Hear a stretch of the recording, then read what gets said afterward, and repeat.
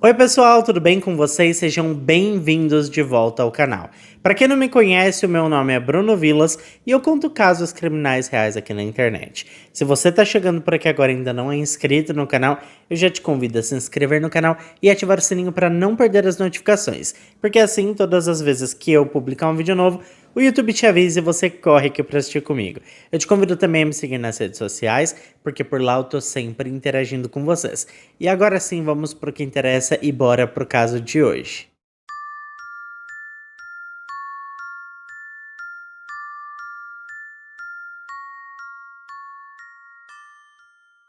Gente, esse caso triste vai começar lá no dia 26 de março de 2015, quando a polícia do Texas foi chamada a uma residência em Balch Springs, após receber uma denúncia anônima. O informante afirmou que uma criança havia falecido em uma casa localizada na Duck Drive, que curiosamente funcionava como uma igreja, também um centro de reabilitação cristão. A pequena igreja, chamada Igreja Internacional de Jesus é o Rei, era administrada por um casal hispânico, um homem chamado Daniel e a sua esposa Araceli Meza. Além do casal pastoral, a residência abrigava ainda outros membros da congregação, totalizando 7 adultos e 10 crianças.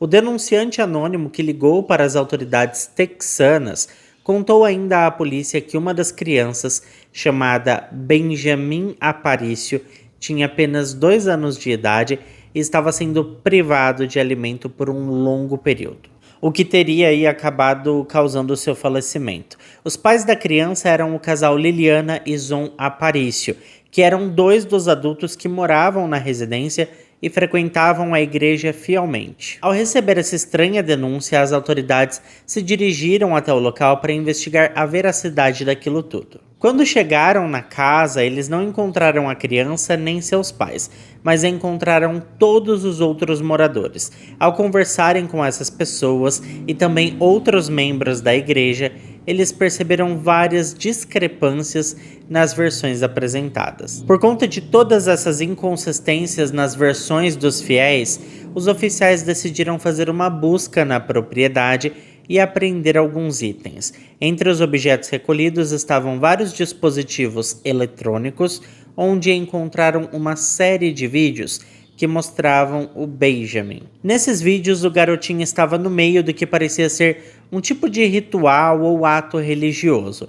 De acordo com os relatórios, no vídeo gravado em 22 de março de 2015, era possível ver que ele estava extremamente magro e desnutrido, enquanto a Araceli segurava os seus braços, esfregava óleo em sua cabeça e repetia através de um microfone para que ele se levantasse. Vários fiéis da igreja estavam presentes e mais tarde afirmaram que aquilo se tratava de uma cerimônia de ressurreição, porque naquele instante ele já estava sem vida. Ao perceberem que o menino não revivia, eles envolveram o garoto em um cobertor e o levaram para outro local. Com poucas investigações, a polícia descobriu que os pastores e seus pais o levaram para o México, a sua terra natal, onde aparentemente ele seria enterrado. A Araceli, pessoal, e o seu marido Daniel retornaram aos Estados Unidos e os pais do garoto planejavam voltar mais tarde, mas antes que pudessem, a polícia começou a investigação, então eles nunca mais retornaram. Além do comportamento estranho dessas pessoas, a polícia estava incerta sobre o que havia acontecido com o menino, mas logo eles descobriram a verdade. O Benjamin tinha passado 21 dias sem acesso a qualquer tipo de alimento, porque os fiéis e os pastores da igreja acreditavam que ele estava possuído por um espírito do mal. Com isso, a pastora Araceli disse que iria orar e ver o que Deus ordenava. Assim que voltou dessa sua suposta conversa com Deus, ela ordenou que um ritual de purificação fosse realizado, e o tal procedimento consistia em deixá-lo por pelo menos 21 dias sem alimento, porque esse jejum supostamente seria capaz de extrair qualquer espírito do mal. Durante um dos interrogatórios, a pastora alegou que suspendeu o jejum do Benjamin quando um espírito de luz lhe disse que ele deveria começar a comer, e que o sinal de que os demônios tinham ido embora era que o Benjamin estava começando a parecer um extraterrestre. Foi então que ela providenciou a tal ressurreição. Aliás, nos vídeos da cerimônia de ressurreição, a vítima parecia extremamente frágil a ponto de não conseguir se sustentar. Suas maçãs do rosto, gente, estavam assim afundadas, as clavículas estavam salientes e os olhos se moviam de um lado para o outro sem conseguir fixar o olhar, sabe? Vários dos vídeos gravados durante a cerimônia foram deletados, mas os peritos técnicos da polícia conseguiram recuperá-los. Em um destes vídeos, a pastora perdeu a paciência e começou a usar força física para atingir a vítima, que nada fazia além de chorar. A Araceli, que atuava como pastora desta igreja e também se dizia profetisa e instrumento de Deus na terra, afirmava que o Benjamin estava possuído pelo demônio da manipulação e que por isso o seu ritual tinha sido tão mais prolongado. Segundo testemunhas que falaram com os investigadores, a profetisa exercia grande controle sobre os membros da sua congregação, chegando a conseguir separar diversas crianças dos seus próprios pais. Assim, o Benjamin foi separado da sua mãe quando ainda era um bebê. Ela não permitia que os pais carregassem seus próprios filhos e fazia uma espécie de rodízio para que uns cuidassem das crianças dos outros. Além disso, ela ordenava que os fiéis realizassem jejuns de vários dias.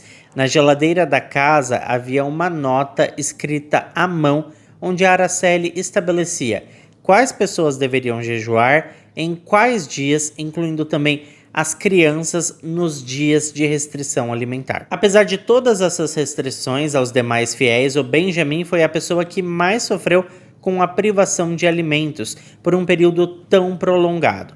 Todas as vezes que as pessoas faziam cara de dúvida, a Araceli, de forma insistente, afirmava que Deus falava diretamente com ela e era ele quem a orientava sobre o que deveriam fazer e quem deveria jejuar. Uma mulher chamada Nazaré, que ocupava o cargo de secretária da igreja, informou aos oficiais que a pastora não permitia que ninguém alimentasse o Benjamin durante esse jejum aparentemente interminável. Ela e algumas outras mulheres até tentaram fazer alguma coisa, mas foram impedidas sistematicamente. Ela contou ainda que, ao ser afrontada, a Araceli simplesmente respondia que essas pessoas precisavam orar porque estavam sendo usadas por espíritos malignos, porque, de acordo com o que ela pregava, quem questionasse a pastora também duvidava de Deus. E como Deus não erra, era para essas pessoas orarem e jejuarem e obedecerem sem reclamar e nem questionar. Após o início da investigação policial deste caso lamentável, a Nazaré percebeu que todos os membros da sua igreja, inclusive ela mesma, estavam sendo controlados por meio de interpretações distorcidas da Bíblia. Era como se a Araceli estivesse manipulando tudo e a todos o tempo inteiro. A Nazaré declarou que se sentia em transe quando residia naquela casa e que a pastora tinha feito uma espécie de lavagem cerebral nela. A polícia também conversou com os vizinhos, que afirmaram que, embora em algumas ocasiões tivessem notado coisas estranhas naquele lugar, os pastores e fiéis sempre tentaram justificar ou encontrar alguma lógica para o que acontecia. Uma vizinha chamada Perla Hernandes contou que uma vez viu uma mulher sendo agredida do lado de fora da residência.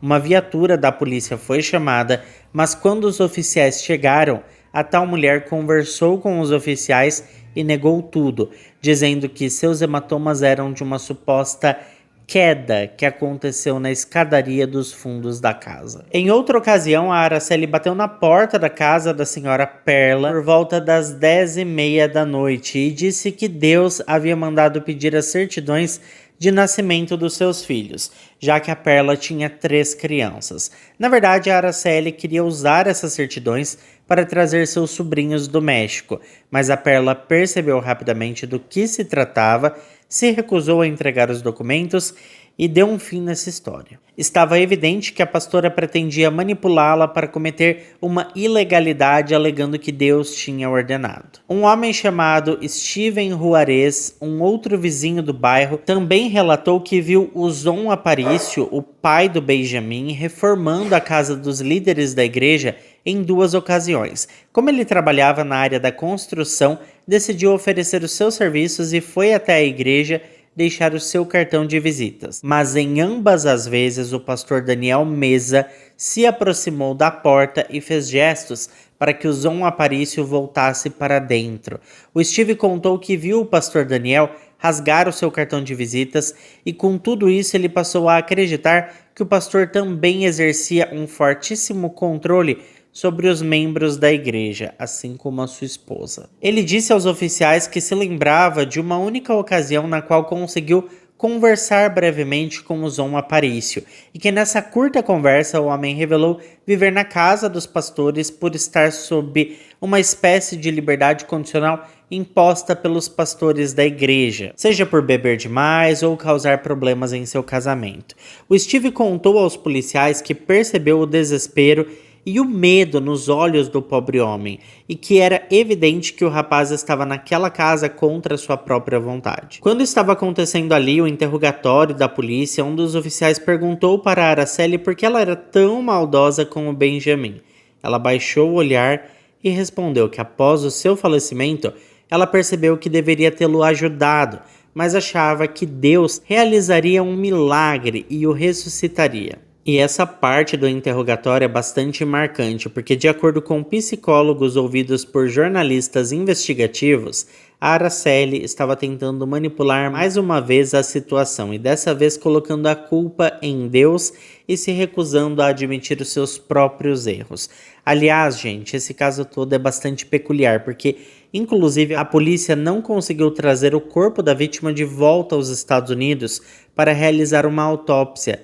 E também como os pais do Benjamin, a Liliana e o Zon Aparício se mudaram para o México, eles não puderam ser formalmente acusados ou presos por esse crime. Por outro lado, a pastora Araceli Meza, de 49 anos de idade, foi presa no dia 13 de abril de 2015 e é acusada de causar intencionalmente danos físicos a um menor por omissão ou negligência, mas não pôde ser acusada de homicídio ou qualquer crime relacionado à morte do garoto. A secretária da igreja, Nazaré Zurita, de 38 anos, também foi acusada de um crime de lesão a um menor por não impedir o abuso que o Benjamin sofria.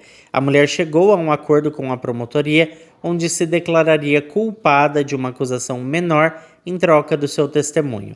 Por motivos desconhecidos, apesar dos depoimentos afirmando que ele sempre soube de tudo, o Daniel Meza nunca foi acusado de qualquer crime. Segundo os registros públicos, Daniel Meza era o presidente e diretor da Igreja Internacional Jesus é o Rei, enquanto a sua esposa Araceli ocupava a vice-presidência.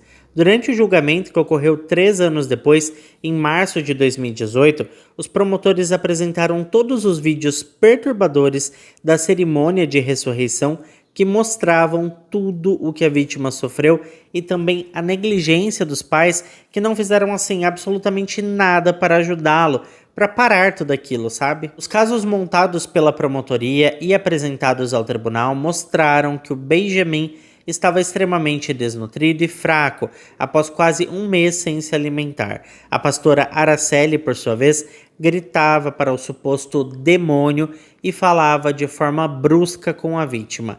A acusação afirmou ao tribunal que Araceli Meza dizia ter a capacidade de se comunicar com Deus e realizar milagres de cura, alegando que Deus lhe havia revelado que a criança precisava jejuar. A defesa da mulher não negou que ela tenha impedido a alimentação do menino, mas argumentou que a causa da morte foi trauma craniano e lesões no abdômen e no tórax, que teriam ocorrido em outra situação onde a pastora não era responsável. Para isso, eles apresentaram um atestado de óbito emitido em Puebla, no México, mas o juiz considerou o documento inválido. Os advogados de defesa continuaram a alegarem que a Araceli era inocente e que a verdadeira responsável pela morte do Benjamin era a secretária da igreja, a Nazaré Zurita. já que ela era a responsável pelos cuidados da criança e sob sua supervisão o Benjamin teria supostamente caído e batido repetidamente a cabeça. O que é esquisito, né? Porque assim, como que você cai e fica batendo a cabeça no chão? Isso é muito estranho. Além disso, o advogado de defesa chegou a afirmar que a Araceli era uma prisioneira de sua própria fé, querendo dizer com isso que ela era uma vítima, uma sofredora por suas convicções, mas o promotor Patrick acabou rapidinho com esse show e argumentou que aquele caso não se tratava de fé ou mesmo religião, e sim do controle e manipulação que a Araceli exercia. Quando ela queria dar alguma ordem, ela dizia que foi Deus que mandou. Quando algo dava errado, ela colocava a culpa em Deus, porque afinal, né, foi Deus que mandou. Mas ela nunca assumia suas responsabilidades. O promotor esclareceu que ela era manipuladora e cruel e que a culpa era sempre dos outros, nunca dela mesma. Bom, gente, a Nazaré Zurita também depôs no julgamento afirmando que a Liliana e seu marido Zon Aparício, os pais do Benjamin, tinham medo de relatar o que havia acontecido com o seu filho, pois eram imigrantes sem documentos legais para morar no país. Os pais do garoto confiavam plenamente na Araceli e nas suas ações. Nunca imaginaram que seu filho poderia falecer por conta de fome e nunca seriam capazes de prever que o plano de ressuscitá-lo por meio da oração falharia. Para eles, a pastora tinha fé suficiente para fazer o menino voltar dos mortos. A Nazaré contou ainda que após o triste falecimento do Benjamin, a pastora alegou que os anjos mensageiros a visitaram em seus sonhos e ordenaram que o corpo fosse levado ao México, lugar onde ele deveria descansar porque supostamente já estava livre dos espíritos malignos que o possuíram. Os promotores disseram acreditar que a mulher tenha planejado isso para que, caso tudo fosse descoberto, a polícia não tivesse o corpo como evidência do crime. Muitos acreditam que a Araceli não agiu sozinha em todo esse plano, nem mesmo na questão do jejum do Benjamin ou no controle dos membros da igreja. Mas, como sabemos, a polícia não acusou Daniel Meza de nenhum crime. Além disso, durante o julgamento, ele se recusou a testemunhar e, como eram casados, não havia nada que a promotoria pudesse fazer. Uma médica pediatra especialista em maus tratos testemunhou que se o menino tivesse sido levado a um hospital após o período que ficou sem alimentação, era bastante provável que ele ainda poderia ser salvo e sobreviver de tudo aquilo. Mas nem seus pais e muito menos a pastora se preocuparam com o bem-estar da vítima. Eles estavam mais preocupados em fazer a tal cerimônia de ressuscitação. E finalmente, no dia 23 de março de 2018, após apenas 25 minutos de deliberação, o júri considerou Araceli Meza, agora com 52 anos de idade, culpada pelo crime grave de causar dano físico a um menor de forma intencional por omissão ou negligência. 2 dias depois, a juíza desse caso, que também estava horrorizada com tudo isso, a sentenciou a 99 anos de prisão e uma multa de $10.000. Embora chocante, esse tipo de caso é mais comum do que parece. Outro caso perturbador e similar foi o da Ana Elizabeth Jun, conhecida como Mãe Ana, que liderava a seita religiosa Casa de Oração, alinhada ao movimento evangélico pentecostal. O caso ocorreu entre as décadas de 80 e 90, quando a Ana Elizabeth maltratou e tirou a vida de diversas vítimas que viviam no seu internato religioso. A mulher impunha punições excessivas a todos, gente, e até chegou a ordenar a castração de uma das internas. Algumas das punições, gente, envolvia ali uma banheira de água quente. Eu não vou detalhar para vocês porque ultimamente o YouTube já tá me dando a conta, então melhor deixar abaixo. E tudo isso acontecia, gente, porque a Ana alegava que a higiene não estava como deveria, então tinha que esfregar mesmo ali para limpar. Na década de 90, a mulher recebeu várias denúncias, mas acabou fugindo da justiça. Somente em 2016, sua própria filha a entregou às autoridades, resultando na prisão da mulher décadas após esses tristes eventos. Em 17 de fevereiro de 2021, ela foi condenada a 30 anos de prisão, mas semanas depois, em 31 de março de 2021, ela acabou falecendo na prisão aos 79 anos. Existem diversos casos como esses, onde pessoas liberam toda a sua maldade colocando o nome de Deus no meio de tudo. Inclusive, eu já contei vários aqui, vocês sabem disso. Esses casos são realmente muito comuns e agora eu quero saber a sua opinião. Então deixa pra mim aqui embaixo o que você pensa sobre tudo isso, sobre essas pessoas que se dizem profetas de Deus e cometem coisas horríveis. Conta pra mim o que você pensa sobre tudo isso. Muito obrigado a quem ficou até aqui comigo. Se ficou até aqui, não esquece de deixar o seu like, que ajuda muito na divulgação do canal. Eu fico por aqui, um beijo pra todos vocês e até o próximo vídeo.